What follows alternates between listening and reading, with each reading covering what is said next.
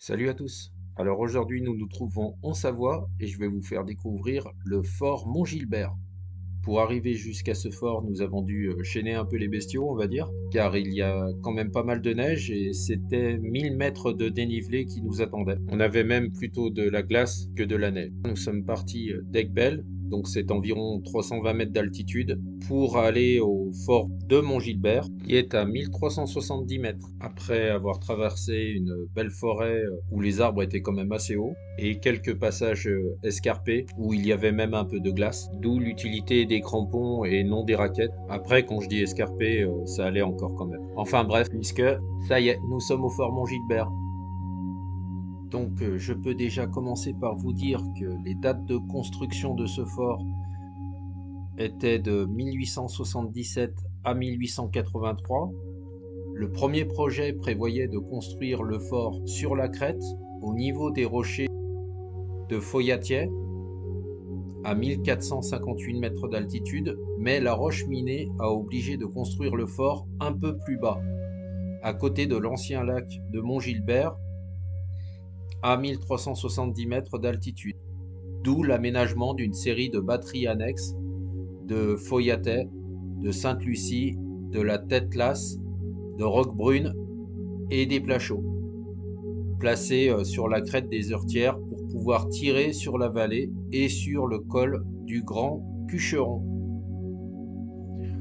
En mai 2017, il y a quelque chose de vraiment pas marrant qui s'est passé là-bas. Un joueur d'airsoft y est mort à la suite d'une chute lors d'une partie nocturne. Donc, je le redis tout de même, si vous faites des explorations comme celle-ci, faites très attention à vous. Prenez une frontale aussi, prenez un casque si vous faites plus de l'urbex. Mais prenez une frontale, c'est vraiment important car vous ne savez pas à quelle heure vous allez rentrer. On peut toujours être bloqué à cause de quelque chose. Donc voilà, je préfère prévenir que guérir. Allez, on poursuit. Vous avez pu remarquer qu'il y a des escaliers, donc tout à l'heure on montera à l'étage. Et vous avez pu remarquer aussi les longs couloirs. Et je vais vous montrer tout ce qu'on a pu voir à l'intérieur, donc les chambres, le four à pain, des voitures abandonnées. Enfin bref, voilà. On poursuit sur la partie historique et pourquoi est-ce qu'il est là. Donc les missions de ce fort pouvaient être les suivantes. La surveillance de la vallée de l'Arc à partir des pierres et du plateau des Heurtières. Cette mission de surveillance était indispensable pour coordonner les actions de l'ensemble de la place de Chamousset. Interdire les débouchés ouest des cols du Grand et Petit Cucheron, participer aussi à l'ensemble des feux visant à interdire le débouché de la vallée de l'Arc, avec son confluent avec l'Isère.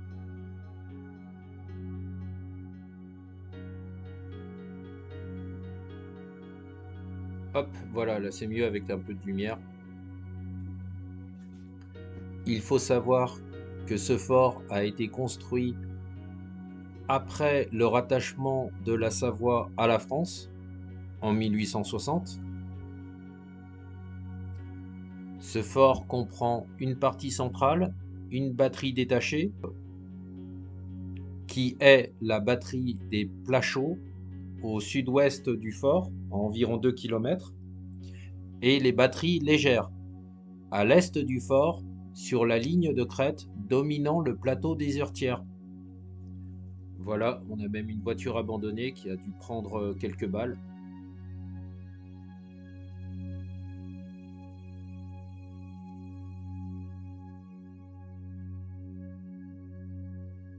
Encore des stalactites. L'intérieur de la voiture.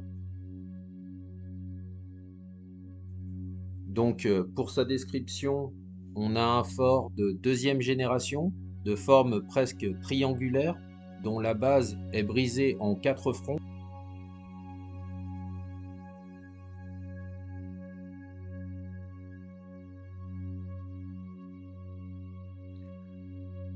Les sièges sont presque plus en meilleur état que l'extérieur de la voiture. Quoique côté conducteur, ça a bien ramassé quand même.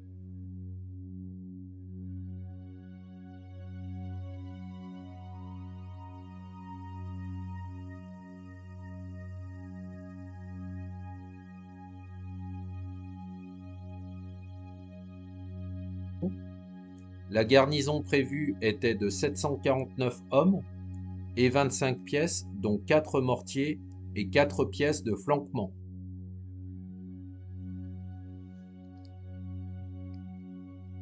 Le fort débouche immédiatement dans la cour principale, donc qu'on a vu tout à l'heure, sur la gauche, et face aux 8 travées sur 2 niveaux du casernement de la troupe. Sur la droite de la cour, un passage en tunnel joignant le front longe le magasin aux munitions confectionnées, qui a conservé sa porte avec son marquage. Et nous verrons cette porte dans la suite de la vidéo.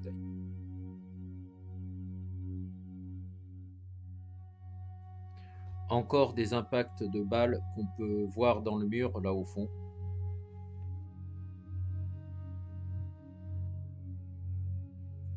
Ces escaliers mènent à une entrée annexe du fort.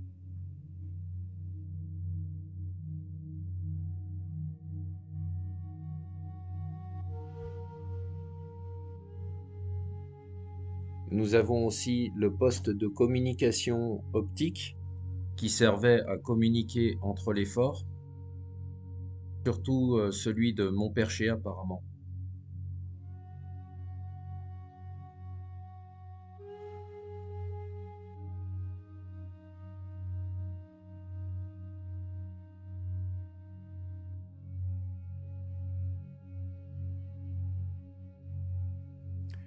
Le magasin à poudre est un peu plus grand que celui aux munitions confectionnées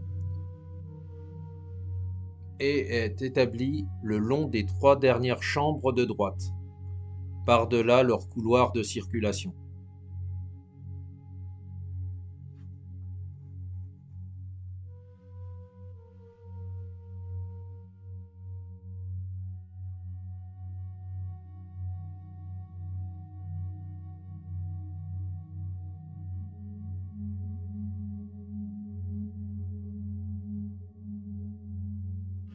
Des matelas, ça paraît un peu ouf parce qu'il fait vraiment froid, donc c'est peut-être des squatteurs, je sais pas.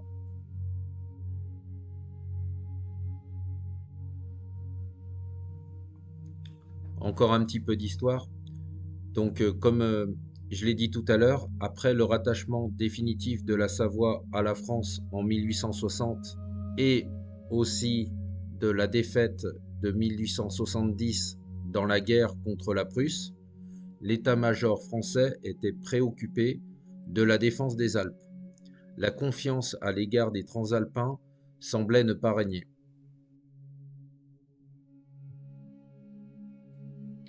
On se rapproche des impacts de balles, des trous dans le mur, assez marqués quand même. C'est quand même assez ouf tous ces impacts, on se demande ce qui s'est passé.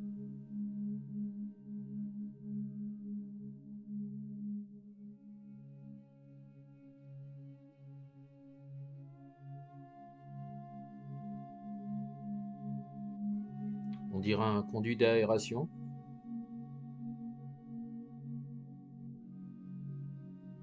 On peut voir un mort aux vaches, donc on ne sait pas trop pourquoi. Peut-être par rapport au réchauffement climatique, je sais pas. Tiens, il y a des escaliers. Et si on montait à l'étage?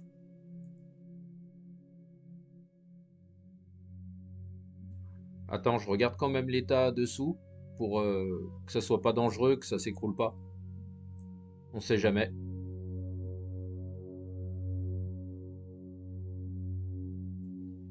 Une corde au sol, un peu représentée comme si c'était pour quelqu'un qui voulait se pendre.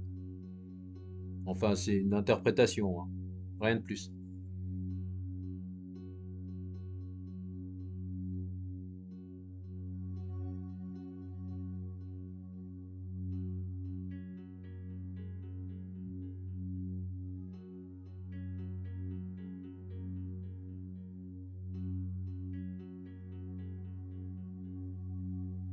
Allez, on monte au troisième étage et on va se tenir un peu à la rambarde au cas où.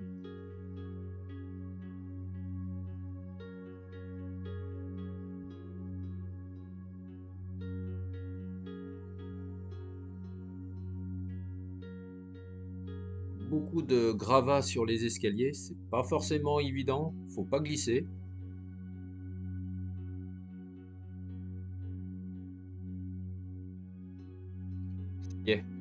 On est tout au sommet.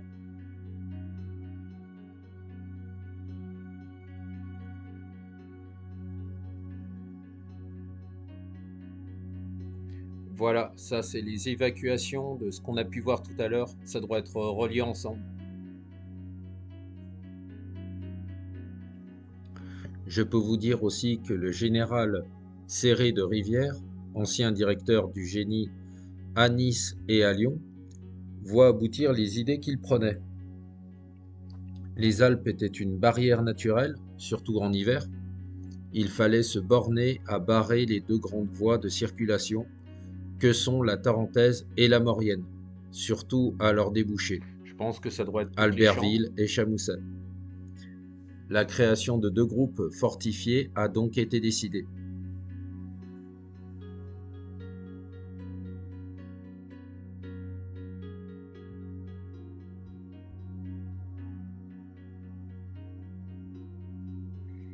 Et voilà la toute dernière du troisième étage.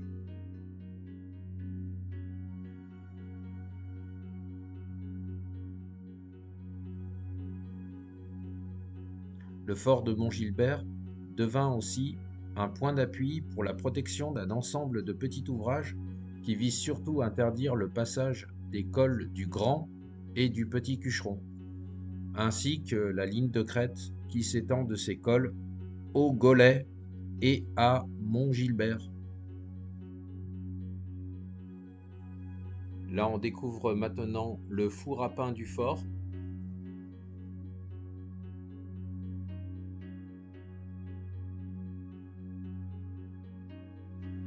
En toute fin de vidéo, je vous ferai un récapitulatif de tout ce qu'on a pu voir. Comme ça sera plus parlant et ça vous permettra d'avoir un petit résumé.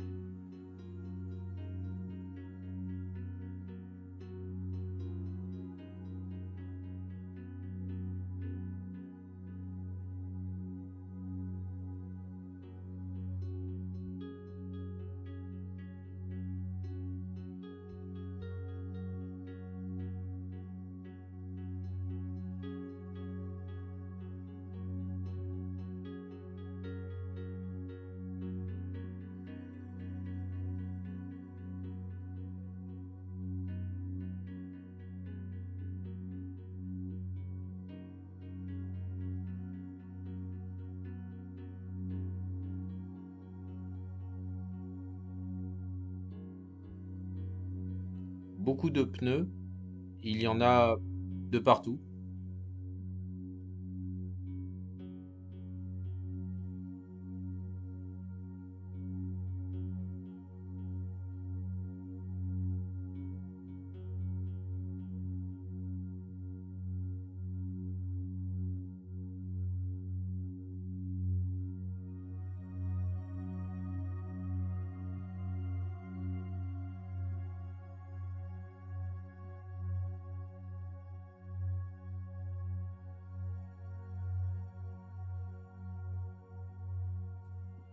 Encore des pneus.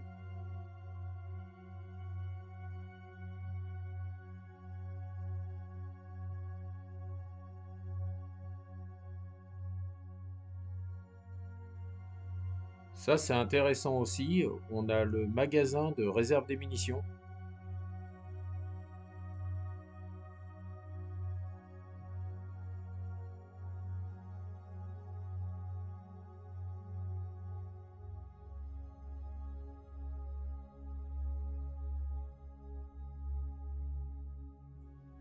On fait un peu le tour, mais à part un vieux vélo, il n'y a rien d'autre.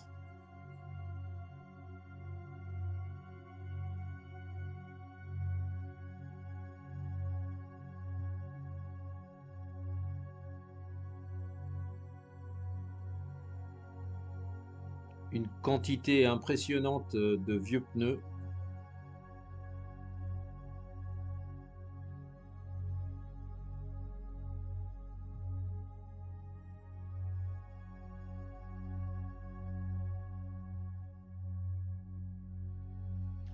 On peut voir encore une vieille voiture abandonnée. Donc bien entendu, je ferai en sorte d'aller la voir.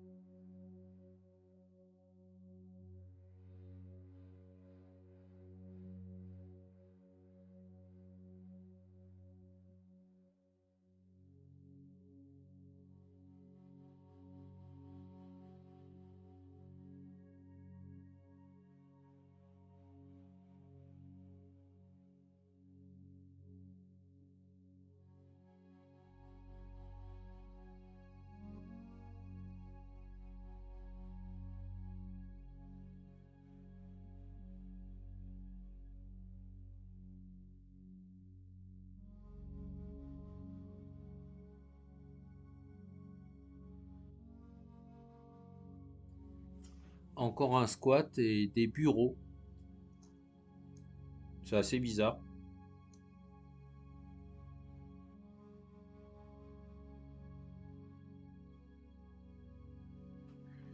Des billes pour le pistolet à billes. Et on peut voir qu'il y a un mot, donc il doit y avoir du passage de temps en temps.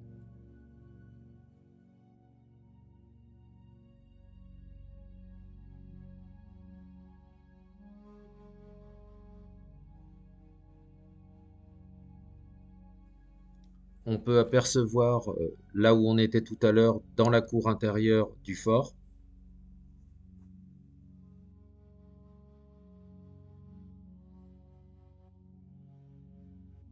Encore un lit, donc on pense qu'il doit y avoir du passage, mais ça doit être plus l'été en fait. On peut voir aussi des équipements pour faire de la muscu.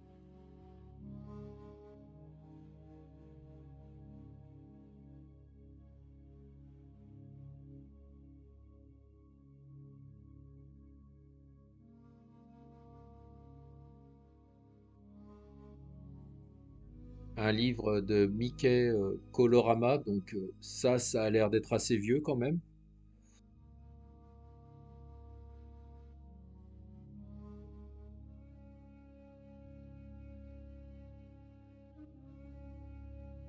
Encore deux matelas au sol.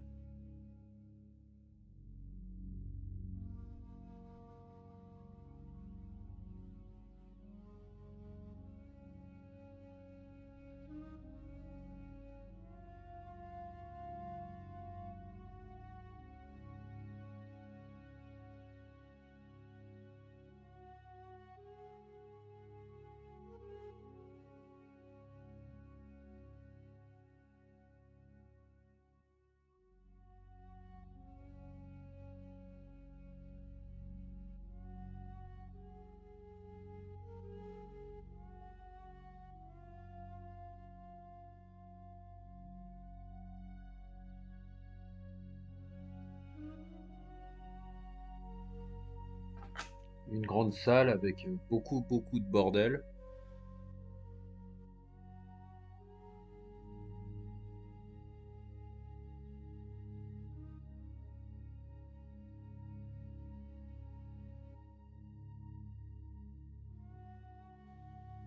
La deuxième voiture, donc c'est plus un utilitaire. Ça doit pas être très vieux puisqu'on a une adresse mail et un numéro de téléphone portable. Mais bon, ça peut dater quand même de 20-25 ans au moins. Avec toujours des impacts de balles, donc on se demande vraiment ce qui s'est passé.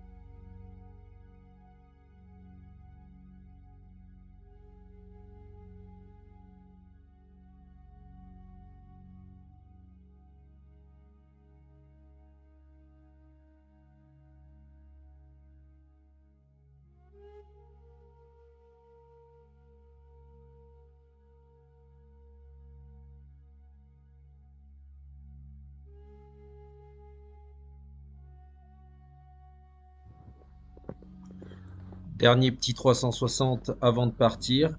Et juste après, je vous mets un petit récapitulatif de ce qu'on a pu voir.